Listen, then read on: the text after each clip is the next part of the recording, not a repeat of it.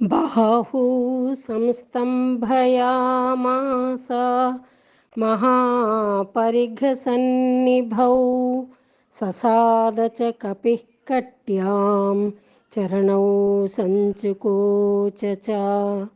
ఆ కపీశ్వరుడు పెద్ద పెద్ద ఇనుప గుదియల వలెనున్న తన బాహువులను స్తంభింపచేసెను.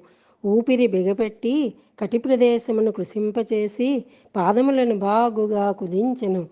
సంహృత్య చ భుజౌ శ్రీమాన్ తథైవ చ శిరోధరాం తేజస్వత్వం తథా వీర్యం ఆవివేశ సవీర్యవాన్. శుభలక్షణ సంపన్నుడైన ఆ మారుతి తన భుజములను మెడను కుదించెను. అప్పుడు ఆ వీరుని యందు తేజస్సు బలము పరాక్రమము నిండారెను. మార్గమాలోకయందూరాత్ ఊర్ధ్వం ప్రణిహితేక్షణః రురోధ హృదయే ప్రాణాన్ ఆకాశమవలోకయన్.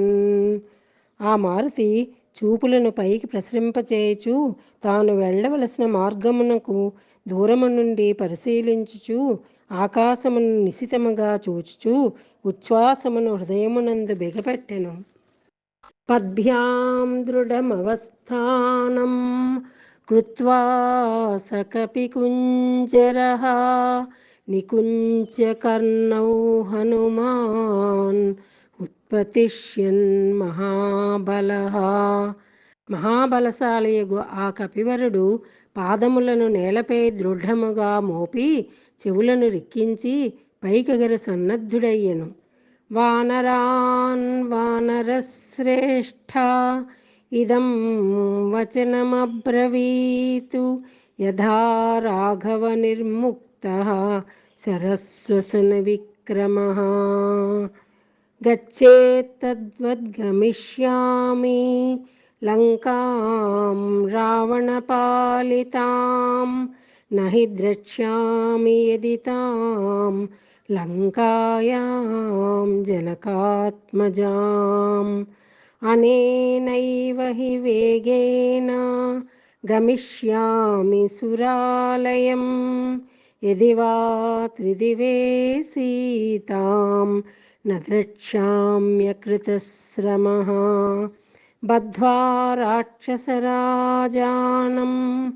ఆనయిష్యామి రావణం సర్వదా కృతకార్యోహం ఏష్యామి సహ సీతయా.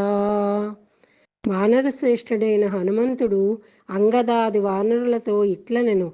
వాయువేగమున సాగిపోవు రామబాణము వలె నేను మిక్కిలి వేగముగా రావణునిచే పాలింపబడుచున్న లంకకు వెళ్ళెదను. అచ్చట జానకీమాతను కాంచజాలనిచో అదే వేగమున సురలోకమునకు పోయెదను. ఆ స్వర్గమున కూడా సీతాదేవిని దర్శింపనిచో రాక్షసరాజైన రావణుని అవలీలగా బంధించి తీసుకుని వచ్చెదను.